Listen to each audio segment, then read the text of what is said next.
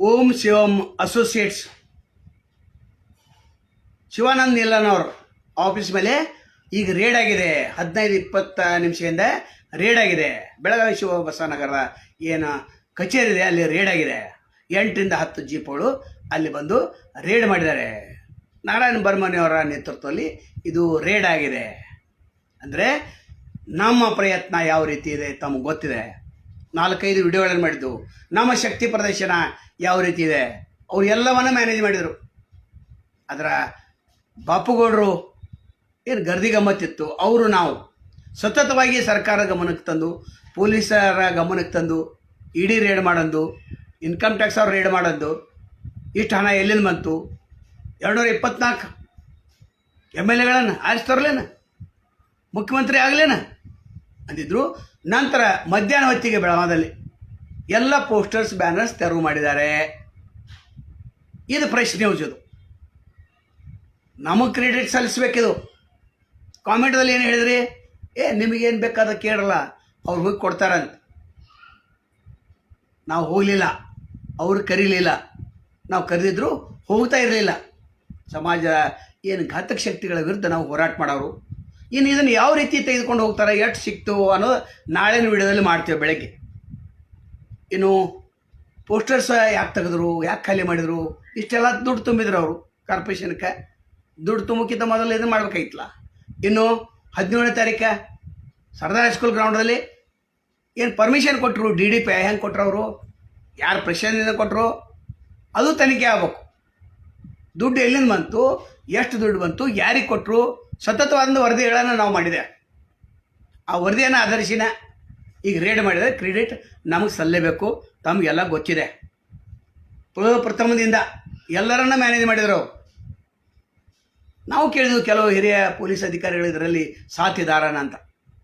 ಈಗ ರೇಡ್ ಮಾಡೋದ್ರಿಂದ ಗೊತ್ತಾಯ್ತು ಅವ್ರು ಯಾರು ಇವ್ರ ಹಿಂದೆ ಇಲ್ಲವೇ ಇಲ್ಲ ಅಂತ. ಅಂದ್ರೆ ಪ್ರೆಷರ್ ಯಾರು ಮಾಡಿದರು, ನಾವು ಗೃಹ ಮಂತ್ರಿ ಕೇಳಿದ್ವು, ನಾವು ಜಿ ಪರಮೇಶ್ವರ್ ಅವ್ರಿಗೆ. ಇಷ್ಟೆಲ್ಲ ನಡೀತಾ ಇದೆ, ನೀವೇನು ಮಾಡತ್ತೀರಿ? ಇಡಿಗೂ ಕೇಳಿದ್ವು ನಾವು, ಇನ್ಕಮ್ ಟ್ಯಾಕ್ಸ್ಗೂ ಕೇಳಿದ್ವು ನಾವು. ನಂತರ ಮೀಟರ್ ಬಡ್ಡಿ ಅದು ಹೆಂಗೆ ಸಾಧ್ಯ ಇದೆ, ಕೊಡೋರು ಹೆಂಗೆ ಕೊಡ್ತಾರೆ? ಬೆಳಗಾವಿ ಗ್ರಾಮೀಣ ಪ್ರದೇಶದಲ್ಲಿ ಒಬ್ಬ ಎಕ್ಸ್-ಆರ್ಮಿ ಮನುಷ್ಯರ ಕಡೆಯಿಂದ ಅಲ್ಲಿ ಕಲೆಕ್ಷನ್ ಮಾಡೋದು, ಅಲ್ಲಿಂದ ಅವರು ಕರ್ಕೊಂಡು ಬಂದು ಇಲ್ಲಿ ಕೊಡೋದು, ಈ ರೀತಿ ನಡೆದಿತ್ತು. ನಂತರ ನನಗೆ ಸಾಕ್ಷಾತ್ಕಾರ ಆಗಿದೆ ಅಂತ ಹೇಳ್ತಿದ್ರು. ಒಮ್ಮೆ ಸೆರೆ ಕೊಡ್ಕೋತಾ ರೈತ ಟಾವೆಲ್ ಹಾಕ್ಕೊಂಡು ಸೆರೆ ಕೊಡುವಂಥ ಒಂದು ವಿಡಿಯೋ ಕೂಡ ಅವರ ವೈರಲ್ ಮಾಡಿದರು. ನಂತರ ವೇದಿಕೆ ಮೇಲೆ ಯಾರು ಗಂಡಸರಿದೇನು, ನಾನು ಯಾರಿಗೆ ಅಂಜೋದಿಲ್ಲ, ನಾನು ಯಾರಿಗೆ ಅಂಜೋದಿಲ್ಲ ಅಂತಿದ್ರು. ಅದು ಕಾನೂನು ಮುಂದೆ ಯಾರೂ ಅಲ್ಲ. ಸ್ವಚ್ಛ ಮಾಡ್ತೇವೆ ಬೆಳಗಾವಿ ಅಂತಂದು ಕಾರ್ಪೊರೇಷನ್ ಮಲಗಿತ್ತ, ಕಾರ್ಪೊರೇಷನ್ದವ್ರು ಸ್ವಚ್ಛ ಮಾಡಿಲ್ಲ ಅಂತ ಅರ್ಥ ಬೆಳಗಾವ. ಈ ಥರ ಅರ್ಥ ಏನು? ಸಾರ್ವಜನಿಕ ಕಾರ್ಯಕ್ರಮ ಯಾಕೆ ಏರ್ಪಡಿಸೋದು, ತಮ್ಮದೊಂದು ಇಮೇಜ್ ಬಿಲ್ಡಪ್ ಮಾಡಲಿಕ್ಕೆ. ಏನು ಟೋಪಣ್ಣವರು, ರಾಜೀವ್ ಟೋಪಣ್ಣವರು ಏನೋ ಒಂದು ವರದಿ ಕೊಟ್ಟಿದ್ದರು, ಏನು ವಿಡಿಯೋ ಮಾಡಿದರು, ಅದು ಕೂಡ ವೈರಲ್ ಮಾಡಿದ್ವಿ ನಾವು ಮತ್ತು ಬಾಪಗೌಡರು. ಅಂದರೆ ಇಲ್ಲಿ ಏನು ತೋರಿಸ್ಕೊಡ್ತೇವೆ ಅಂದರೆ, ಟಿ ವಿದವ್ರು ವರದಿ ಮಾಡಲಿಲ್ಲ, ನಾವು ವರದಿ ಮಾಡಿದ್ವು. ಟಿ ವಿದವ್ರಿಗಿಂತನೂ ನಾವು ಪ್ರಥಮ. ಅದು ದಿನಪತ್ರಿಕೆ ಅವರು ಎಲ್ಲಿ ವರದಿ ಮಾಡಲಿಲ್ಲ, ನಾವು ವರದಿ ಮಾಡಿದ್ವು. ಯೂಟ್ಯೂಬ್ ಚಾನಲ್ದವ್ರು ಯಾರು ವರದಿ ಮಾಡಲಿಲ್ಲ, ಅದು ವರದಿ ನಾವು ಮಾಡಿದ್ವು. ಅಂದರೆ ಸದಾನಂದ ಬಾಬು ಅವರು ಏನು ಮಾಡ್ತಾ ಇದ್ದಾರೆ, ಏನು ಮಾಡ್ತಾ ಇಲ್ಲ ಅನ್ನೋದು ಈ ಒಂದು ಪ್ರಕರಣದಿಂದನೇ ಗೊತ್ತಾಗಬೇಕಲ್ಲ ನಿಮಗೆ. ಪೇಮೆಂಟ್ಗೆ ಯಾಕೆ ಅಂತಾರೆ, ಎಲ್ಲ ಓಕೆ, ಫೋನ್ಪೇ ಯಾಕಂತಾರೆ, ಅವನು ಏಜೆಂಟ್ ಇದ್ದಾರೆ, ಇವನು ಏಜೆಂಟ್ ಇದ್ದಾರೆ ಅಂತಂತಾರೆ. ಹಂಗೆ ನಾವು ದುಡ್ಡು ತೊಗೋಬೋದಿತ್ತಲ್ಲ, ನಾವು ಹೋಗ್ಬೋದಿತ್ತಲ್ಲ ಅವ್ರ ಕಡೆಗೆ, ಸಾಕಷ್ಟು ದುಡ್ಡು ತೆಗೆದುಕೊಳ್ಬೋದಿತ್ತು. ಎಲ್ಲರೂ ಹೋಗಿದ್ರಲ್ಲ, ಎಲ್ಲರೂ ಮ್ಯಾನೇಜ್ ಮಾಡಿದ್ರಲ್ಲ. ಇನ್ನೂ ಆತನ ಹಿಂದೆ 2-3 ಜನ ಇದ್ದಾರೆ, ಅವರು ಸರ್ಕೊಂಡ್ಬಿಟ್ರು. ಅವರು ಗೊತ್ತಾಯ್ತದ ಅಧಿಕೃತವಾಗಿ ಮ್ಯಾನ್ ಪವರನ್ನು ಸಪ್ಲೈ ಮಾಡ್ತೀವಂತ. ಮಂಜುನಾವ್ ಯಾವೊಬ್ಬ ಅವ ಹಳೆ ಪತ್ರಕರ್ತ, ಅವನು ಅವ್ರ ಜೊತೆ ಇದ್ದ. ರೈತ ಸಂಘದವ್ರಿಗೆ ನಾವು ವಾರ್ನಿಂಗ್ ಕೊಟ್ಟಿದ್ದು. ನಾವು ಇವತ್ತಿನ ಮಧ್ಯಾಹ್ನ ಒಂದು ವಿಡಿಯೋದಲ್ಲಿ ನಮ್ಗೆ ಗೊತ್ತಿರಲಿಲ್ಲ, ಈಗ ಗೊತ್ತಾಯ್ತು ರೇಡ್ ಮಾಡಿದ್ದಾರೆ. ಯಾಕೆ ಮಾಡಿದ್ದಾರೆ, ಏನು ಮಾಡಿದ್ದಾರೆ ಎಲ್ಲ ಹೊರಗೆ ಬರ್ತೈತೆ. ಈಗ ಎಲ್ಲೋ ಪೊಲೀಸರು ಹೊರಗೆ ತರೋದು. 8ರಿಂದ 10 ಜೀಪ್ಗಳಿದಾವೆ ಎಲ್ಲಿ, ಶಿವಬಸವ ಅವ್ರ ಕಚೇರಿಯಲ್ಲಿ. ಇನ್ನು ತಮ್ಮ ಹೆಂಡತಿ ಕಟ್ಟುವ ಹೆಸರಿನಲ್ಲಿ ಕಟ್ತಕ್ಕಂಥ ಮನೆ, ಅಲ್ಲಿ ಯಾವಾಗ ರೇಡ್ ಮಾಡ್ತಾರೋ ಅದು ನೋಡಬೇಕು. ಇವರು ಎಲ್ಲಿಂದ ಇಂಪೋರ್ಟ್ ಮಾಡಿರು, ಗುಜರಾತ್ನ ಮೆಣಸಿನ್ಕಾಯಿನ ನಾನು ಎಕ್ಸ್ಪೋರ್ಟ್ ಮಾಡ್ತೇನೆ, ಕಂಪ್ನಿನೇ ಇಲ್ಲ, ಏನೇನು ಹೇಳ್ಕೊತ ಹೋದ್ರು. ನಾನು ನಿಂದು ದೊಡ್ಡ ಸಾಮ್ರಾಜ್ಯ ಇದೆ ಅಂತ. ಈಗ ಸಾಮ್ರಾಜ್ಯದವ್ರು ಬರಲ್ಲ, ನೋಡೋಣ ಎಲ್ಲರ ಅಡಿಗೆ ಹೋಗ್ತಾರೆ. ಹೀಗಾಗಿ ಬಾಪುಗೌಡರು ಮತ್ತು ನಾವೇನು ಒಂದು ವರದಿ ಮಾಡಿದ್ದು, ಈ ವರದಿ ಎಫೆಕ್ಟ್ ಅದು.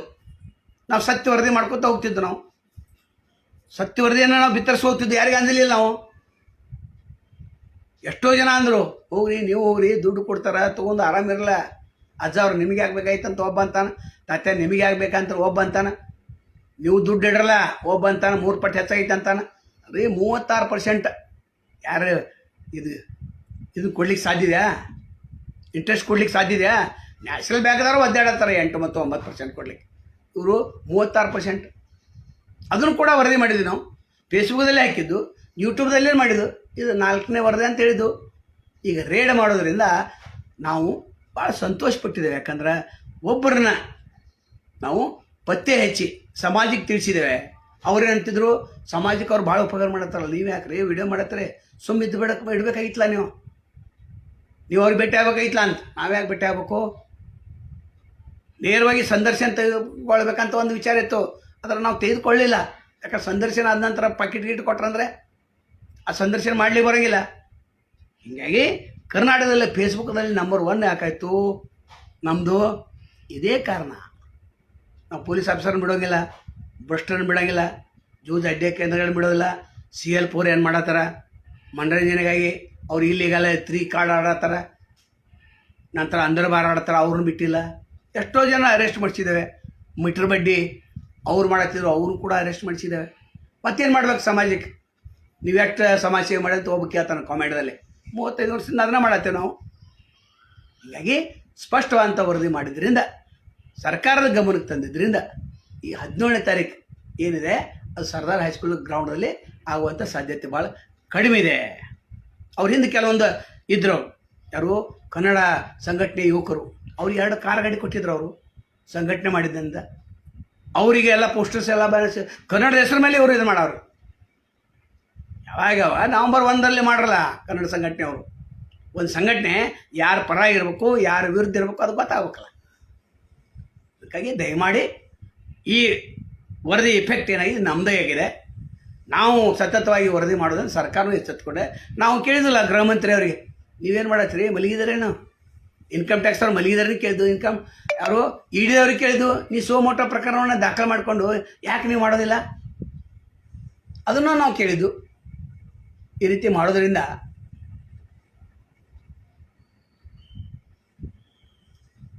ಪೊಲೀಸರು ಮತ್ತೆ ರೇಡ್ ಮಾಡಿದ್ದಾರೆ ನಮಗಂತ ಸುದ್ದಿ ಅದು. ಮತ್ತು ನಾಳೆ ಸ್ಪೆಷಲ್ ವಿಡಿಯೋ ಮಾಡ್ತೇವೆ. ನಮಸ್ಕಾರ.